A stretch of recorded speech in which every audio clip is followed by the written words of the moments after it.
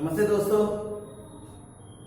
तो आज हम हमारे कक्षा 8वीं के जो हिंदी सुलभ भारती इस पाठ्य पुस्तक में से जो पहली इकाई का जो हम 5 नंबर का जो गद्य पाठ सीख रहे थे जिसका नाम है मधुबन। उस गद्य पाठ का नाम क्या है छात्रों? मधुबन। तो पिछली तासिका में हमने मधुबन इस गद्य पाठ में सीखा कि जो लेखक अनुराग वर्मा जी हैं उन्होंने डॉक्टर रामकुमार लक्ष्मी प्रसाद वर्मा जी का साक्षात्कार लिया है। तो साक्षात्कार यानी छात्रों क्या? मुलाकात, जिसे हम क्या कहते हैं अंग्रेजी में इंटरव्यू। तो डॉक्टर रामकुमार वर्मा जी का जो साक्षात्कार लिया है वह लेखक अनुराग वर्मा जी ने। तो देखा कि हमने कि जिस प्रकार डॉक्टर रामकुमार वर्मा जी ने उनके जीवन से संबंधित जो भी उनके जो महत्वपूर्ण घटनाएं हैं उन घटनाओं का विवरण वर्णन एक साक्षात्कार के रूप में उन्होंने अनुराग वर्मा जी को दिया है। तो लेखक अनुराग वर्मा जी ने उन्हें 4 प्रश्न पूछे थे। तो उनमें से सबसे पहला प्रश्न था कि डॉक्टर रामकुमार वर्मा जी को काव्य रचना की प्रेरणा कब से और कहां से मिली? तो उसका जवाब जो उन्होंने दिया तो उसके बारे में हमने पिछली तासिका में अच्छी तरह से जानकारी भी ले ली है। जो दूसरा जो सवाल उन्होंने पूछा तो वह यह था कि वह मध्य प्रदेश से उत्तर प्रदेश राज्य में कैसे आए? तो उसका भी जवाब हमने पिछली तासिका में देखा ही है। जो तीसरा सवाल पूछा था वो था कि उनका जीवन लौकिक प्रेम से पारलौकिक प्रेम में कैसे बदल गया? और उसका जवाब भी उन्होंने अपने अनुभूति के जरिए डॉक्टर रामकुमार वर्मा जी ने दिया है। ये सब हमने पिछली तासिका में अच्छी तरह से सीखा है। और जो चौथा प्रश्न पूछा था कि देश की राजनीति के स्थिति के बारे में उनकी क्या राय है, उनकी क्या जानकारी है। तो ये जो 4 सवाल जो साक्षात्कार के रूप में लेखक अनुराग वर्मा जी ने डॉक्टर रामकुमार वर्मा जी को पूछा था। तो यह जो हमने गद्य पाठ सीखा है मधुबन, तो यह गद्य पाठ एक साक्षात्कार के रूप में लेखक अनुराग वर्मा जी ने लिखा हुआ है। तो हमने इसका अच्छी तरह से अध्ययन किया है। आपने उसके शब्दार्थ, उसके मुहावरे और यह गद्य पाठ अच्छी तरह से पढ़कर भी आपने आए हैं। जैसे कि मैंने पिछली तासिका में आपको कहा था कि इस गद्य पाठ पर जो आपको प्रश्न पूछे जाते हैं परीक्षा में वो किस तरह से होते हैं। देखो छात्रों, आप 1ली से 7वीं कक्षा तक जो सवालों के जवाब लिखते थे तो 8वीं कक्षा में कृति आधारित प्रश्न होते हैं। कृति यानी क्या? जैसे आज हम सीखने वाले हैं तो आपको आकृति बनाने होते हैं। इससे पहले आप क्या करते थे? सवाल पढ़ते थे और उसका जवाब अच्छी तरह से याद में रखते थे और वो अपने प्रश्न पत्र में लिखते थे। जैसे उदाहरण के लिए मैं आपको बताता हूं कि मधुबन यह गद्य पाठ किसने लिखा है, इसके लेखक कौन है? तो आप जवाब याद करके लिखते थे। मधुबन इस गद्य पाठ के लेखक श्री अनुराग वर्मा जी हैं। तो इस प्रकार से आप लिखते थे और 2 या 3 पंक्तियों में इसका जवाब दो, ये भी आप लिखते थे, बराबर। तो उसी तरह के कुछ प्रश्न होते हैं, किंतु आपको परीक्षा में जो मैंने कहा कि कृतियुक्त आधारित ये जो प्रश्न होते हैं वो आपको किस प्रकार से होते हैं तो चलो आज हम इसके बारे में अच्छी तरह से जानकारी ले लेते हैं। इससे पहले हमने जो हमारे गद्य पाठ हो गए हैं उसमें भी आपने सीखा है जो कृतियुक्त प्रश्न किस प्रकार से होते हैं। फिर भी मधुबन इस गद्य पाठ में कौन से प्रश्न कृतियुक्त आधारित पर पूछेंगे यह आज हम देखने वाले हैं। तो देखो छात्रों, आपको बताता हूं, जो हम गद्य पाठ सीखते हैं, जैसे हमने मधुबन यह गद्य पाठ सीखा, तो इसमें जो गद्यांश है, इसमें जो लिखा हुआ गद्यांश है, इसमें से 1, 2, 3 अनुच्छेद आपको परीक्षा में दिए जाते हैं। समझो अभी ये गद्यांश है, इसमें से 2, 3 अनुच्छेद आपको परीक्षा में दिए जाएंगे और इसके आधार पर आपको प्रश्न पूछे जाएंगे। देखो, तो गद्यांश के आधार पर हमें देखकर उसके जवाब लिखने होते हैं, लेकिन उसके जवाब लिखते समय भी एक तरीका है, वो किस तरह से लिखे जाते हैं। हाँ, और सबसे महत्वपूर्ण छात्रों कि आपको यह अच्छी तरह से आकृति बनाकर बिना काट-छांट किए आपको इसके जवाब लिखने होते हैं। ठीक है, तो चलो देखते हैं कि कृतियुक्त आधारित हम इस गद्य पाठ पर कौन कौन से प्रश्न हमें पूछे हैं। मैंने अभी यहाँ पे जो तीन प्रश्न लिखे हुए हैं, यह पूरे गद्यांश पर आधारित है। ठीक है छात्रों, तो देखो यहाँ पे जो आज हम कक्षा 8वीं के जो हमारा 5वां गद्य पाठ है मधुबन, इस मधुबन गद्य पाठ पर आधारित जो प्रश्न है वो किस प्रकार से पूछते हैं वो आज हम देखते हैं। तो प्रश्न पहला देखिए, प्रश्न किस तरह से होता है। निम्नलिखित गद्यांश पढ़कर दी गई सूचनाओं के अनुसार कृतियां कीजिए। निम्नलिखित गद्यांश पढ़कर, अभी यहाँ पे इसके नीचे आपको गद्यांश दिया जाएगा। अभी मैंने यहाँ पे गद्यांश नहीं लिखा, जैसे कि देखो, जो हम गद्य पाठ सीखते हैं उसका अनुच्छेद आपको दो या 3 अनुच्छेद, आपको कोई भी अनुच्छेद इस गद्य पाठ में से दिया जाएगा। तो उसके आधार पर जो प्रश्न है वो प्रश्न यहाँ होते हैं। तो इसके बाद आपको गद्यांश दिया जाएगा और गद्यांश के नीचे ऐसे प्रश्न होंगे। देखो, उसमें से प्रश्न पहला में अ है। अ कौन सा है? कृति पूर्ण कीजिए। प्रश्न क्या है? कृति पूर्ण कीजिए। तो यहाँ पे देखो जो प्रश्न है, डॉक्टर रामकुमार वर्मा का पता। डॉक्टर रामकुमार वर्मा का पता, तो उसमें एक बाजू में दिया है स्टेशन और दूसरे बाजू में दिया है निवास। तो आपको गद्यांश में देखना है कि, या फिर आपने अच्छी तरह से सीखा भी है, आपको मालूम है कि डॉक्टर रामकुमार वर्मा का पता, मैंने परिचय में भी आपको कहा था कि वह जो मध्य प्रदेश राज्य में रहते थे, तो उनके स्टेशन में, उनका जो स्टेशन है वहां पर, तो उस स्टेशन का नाम क्या था? प्रयाग स्टेशन। Very good. तो हमें जवाब क्या लिखना है छात्रों?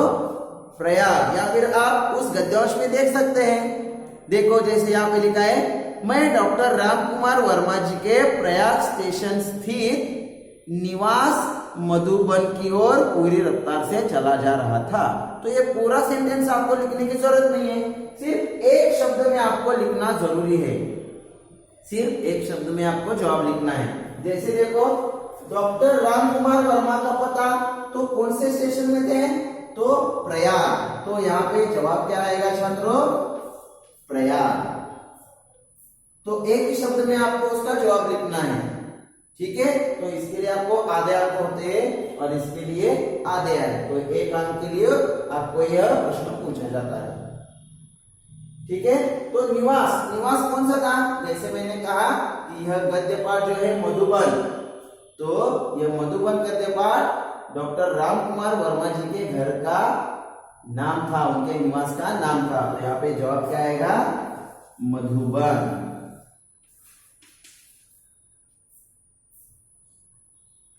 जवाब क्या आएगा? मधुबन। देखो, इस तरह से आपको यह लिखना है। मैंने जिस तरह से आकृति बनाई है, इसी तरह से आपको अपने कॉपियों में लिखना है प्रश्न के उत्तर, और आपको परीक्षा में भी ऐसे ही लिखने होते हैं। देखो, आपको एक प्रश्न लिखने की जरूरत नहीं है। जैसे यहाँ पे लिखा है प्रश्न पहला, निम्नलिखित गद्यांश पढ़कर दी गई सूचना के अनुसार कृतियां कीजिए, यह लिखने की जरूरत नहीं है। आपको सिर्फ प्रश्न पहला इतना ही लिखना है, ये भी नहीं लिखना है कृति पूर्ण कीजिए, इसकी भी कोई जरूरत नहीं है। तो प्रश्न पहला में या फिर यहाँ पे कृति ऐसा लिखा होता है, क्या लिखा होता है? कृति। तो कृति सिर्फ आपको लिखना है प्रश्न पहला में कृति और इस तरह से यह आपको आकृति बनाना है और इस तरह से आपको यह प्रश्न और उसके जवाब लिखने हैं। ठीक है, तो दूसरा सवाल देखते हैं हम। तो कृति में आपको प्रश्न पूछते हैं, देखो छात्रों यहाँ पे गलतियां मत करो, आपको मराठी के लिए भी इस तरह से ही कुछ प्रश्न होते हैं कृतियुक्त आधार पर, लेकिन हर एक छात्र ऐसी गलतियां करते हैं। देखो कृति जो शब्द है वह मराठी में तो वो दीर्घ वेलांटी होती है, लेकिन हिंदी में अलग है। हिंदी में उसके लिए कृति, इसमें तब आपकी पहली ही वेलांटी चाहिए, ह्रस्व वेलांटी चाहिए। यह बात अच्छी तरह से ध्यान में रखो छात्रों, ठीक है। तो कृति में त को हमारे हिंदी में पहली वेलांटी आएगी और मराठी में दूसरी आती है। मराठी में भी इस तरह से ही आकृति के आधार पर प्रश्नों को आपको पूछे जाते हैं। तो कृति आ, आपको क्या लिखना है? सिर्फ प्रश्न पहला में कृति आ, तो क्या है? संजाल पूर्ण कीजिए। तो ये भी आपको लिखने की जरूरत नहीं है, संजाल पूर्ण कीजिए। आपको सिर्फ यह लिखना है जो प्रश्न है और उसका डायग्राम किस तरह, उसकी आकृति किस तरह से बनाई है, यह आपको यहाँ पे लिखना है। ठीक है छात्रों, जैसे देखो यहाँ पे संजाल पूर्ण कीजिए, तो क्या है प्रश्न, क्या है उसमें? लेखक ने डॉक्टर रामकुमार वर्मा जी को इन जगहों पर देखा था। लेखक ने डॉक्टर रामकुमार वर्मा जी को इन जगहों पर देखा था। इन मतलब कौन सी जगह पर देखा था? तो वो 3 जगहों के नाम आपको यहाँ पर लिखने हैं। देखो तो आपके सामने गद्यांश है, तो उस पे आप अगर अच्छी तरह से पढ़ेंगे तो दूसरे ही परिच्छेद में देखो, वैसे तो मैंने डॉक्टर साहब को विभिन्न उत्सवों, संगोष्ठियों एवं सम्मेलनों में देखा था। समझ में आ गया जवाब? तो आपको सिर्फ देखकर लिखना है, गलतियां भी नहीं है, जो आप स्वर चिन्ह को बदल सके। तो यहाँ पे आपका जवाब आपको लिखना है। ठीक है, तो कहां पर देखा था? लेखक ने डॉक्टर रामकुमार वर्मा जी को किन जगहों पर देखा था? तो पहला है विभिन्न उत्सवों, तो वो यहाँ पे पहला हम लिख रहे हैं, विभिन्न उत्सवों। विभिन्न यानी अलग अलग, विभिन्न उत्सवों में देखा था। और कहां पर देखा था? संगोष्ठियों, तो यहाँ पे लिखना है संगोष्ठियों। संगोष्ठियों, तो संगोष्ठियों यानी क्या छात्रों? जैसे हमने शब्दार्थ में देखा, ये जो विशेषज्ञ होते हैं, विशेष तज्ञ, उनका एक विषय पर जो चर्चा सत्र होता है, जिसे हम कार्यशाला कहते हैं, जिसे हम क्या कहते हैं कि शब्द में? कार्यशाला। तो संगोष्ठियों के लिए शब्द है चर्चा सत्र, मतलब एक कार्यशाला। ठीक है, तो कहां पे देखा था? संगोष्ठियों। तो ये देखो संयुक्त अक्षर का शब्द है, यह हमें गद्यांश में देखकर लिखना है यहाँ पे से। और जो तीसरा शब्द है कौन सा है? सम्मेलन। और कहां पे देखा था? सम्मेलन, तो ये यहाँ पर लिखना है सम्मेलनों में, यहाँ सम्मेलन लिखो तो चलेगा। देखो तो आपको मिल गए 2 अंक। समझ में आ गया? कहां पर देखा था लेखक ने डॉक्टर रामकुमार वर्मा जी को?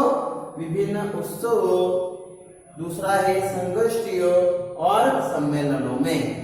तो आपको यहाँ पे इसके 1 अंक और इसके 2 अंक आपको आसानी से मिल जाते हैं। लेकिन आकृति बनाना बहुत ही जरूरी है, अगर आपने आकृति नहीं बनाई तो आपके आधे अंक काट दिए जाते हैं।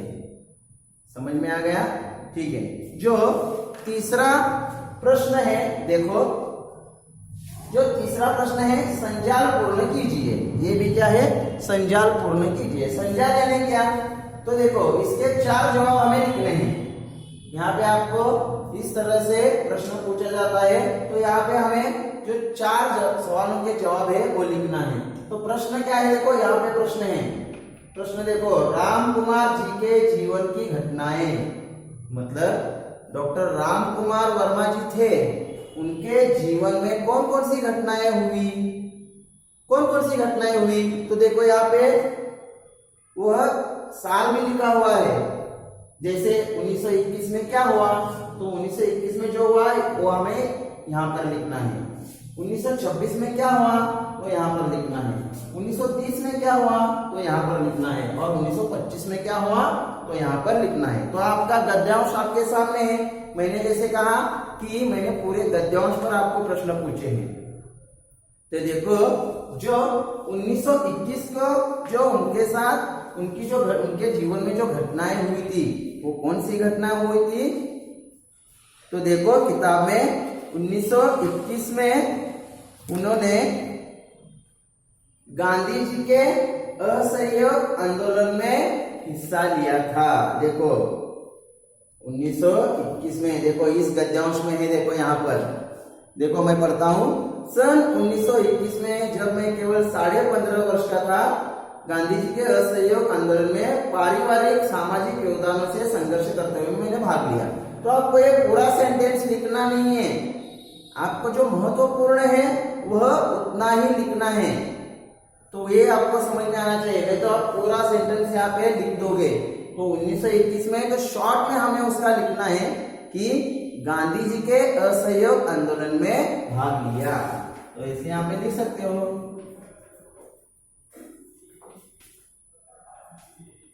गांधी जी के असहयोग आंदोलन में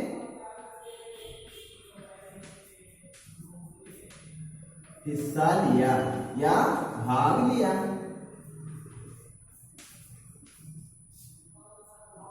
देखो ये भी हमें किताब में देख कर लिखना है, इसलिए गलतियां बिल्कुल भी नहीं होनी चाहिए। स्वर चिन्ह में पहली वेलांटी, दूसरी वेलांटी, पहला उकार, दूसरा उकार, एक मात्रा, इसमें कोई गलतियां नहीं होनी चाहिए।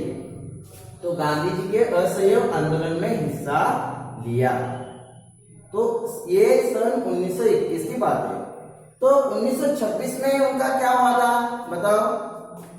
बराबर 1926 में उनका क्या हुआ था, विवाह हुआ था। तो देखो यहाँ पे अगले पन्ने पर है, देखो जो तीसरे प्रश्न में पूछा है, सन 1926 में मेरा विवाह हो गया। तो यहाँ पे सिर्फ आपको लिखना है विवाह।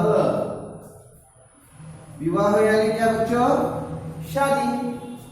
तो यहाँ पे जो गद्यांश में शब्द है वही लिखना है आपको।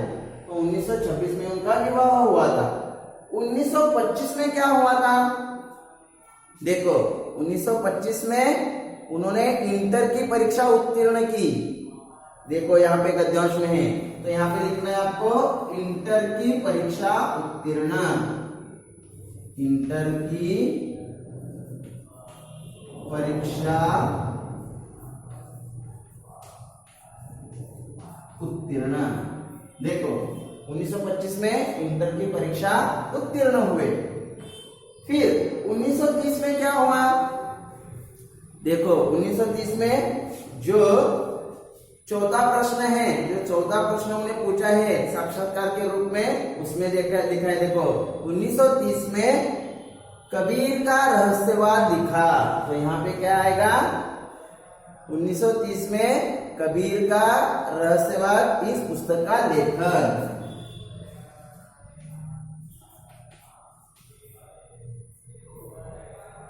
कबीर का रहस्यवाद इस पुस्तक का लेखन किया। देखो, तो ये आपको आसानी से 2 अंक दिला देगा। ये आपको आसानी से 2 अंक दिला देगा। तो और कुछ प्रश्न हैं, ये प्रत्युक्त आधार पर हो गए, तो आपको एक शब्द में उत्तर दीजिए। रिक्त स्थानों के लिए, रिक्त स्थानों की पूर्ति कीजिए, इसके लिए आपको शब्द देंगे, या फिर किसने किससे कहा, यह भी प्रश्न आपको पूछेंगे। और व्याकरण के आधार पर भी कुछ प्रश्न होते हैं और कुछ स्वमत भी होते हैं। कुछ स्वमत यानी अपने विचार लिखने हैं। तो यहाँ पे एक आपको स्वमत पूछा गया है कि आपको यह स्वमत लिख कर लेना है अभी कापियों में, और उसका स्वमत अपने विचारों में लिखना है। देखो, जीवन में घटित प्रसंगों से हमें महत्वपूर्ण प्रेरणाएं मिलती है। अपने विचार लिखिए। प्रश्न क्या है? जीवन में घटित प्रसंगों से हमें महत्वपूर्ण प्रेरणाएं मिलती है, इस पर अपने विचार लिखिए। तो आपको अपनी कापियों में लिखना है। और जो एक वाक्य में प्रश्न पूछते हैं या एक शब्द में प्रश्न पूछते हैं, उसका जवाब आपको तो लिखने के लिए आता है। जैसे यहाँ पे है, लेखक को ड्राइंग रूम में किसने बिठाया, तो उसका जवाब क्या है? डॉक्टर राम कुमार वर्मा के नौकर ने। डॉक्टर राम कुमार वर्मा जी के निवास स्थान का नाम क्या था? तो एक ही शब्द में आएगा जवाब, मधुबन। मनुष्य प्रकृति की क्या प्रवृत्ति है? तो मनुष्य की प्राकृतिक प्रवृत्ति क्या है? प्रेम है। और जो प्रश्न आपको पूछते हैं, उत्तर लिखिए, तो उसमें है डॉक्टर साहब का मध्य प्रदेश से उत्तर प्रदेश आने के लिए प्रेरित होने का कारण लिखिए। वो मध्य प्रदेश से उत्तर प्रदेश क्यों आए? क्योंकि डॉक्टर साहब हिंदी भाषा से बहुत प्रेम करते थे। ये भी गद्यांश में से देखकर लिखना है। जैसे, क्योंकि डॉक्टर साहब हिंदी भाषा से बहुत प्रेम करते थे और उन दिनों नागपुर विश्वविद्यालय में हिंदी भाषा नहीं थी। हो गया जवाब। तो इस तरह से कुछ प्रश्न आपको परीक्षा के लिए आते हैं। ठीक है छात्रों, पाठ्य पुस्तक के पीछे इसके प्रश्न हैं, तो आपको उनके प्रश्नों के उत्तर आपको अपनी कापियों में छुड़ाने हैं। ठीक है, धन्यवाद।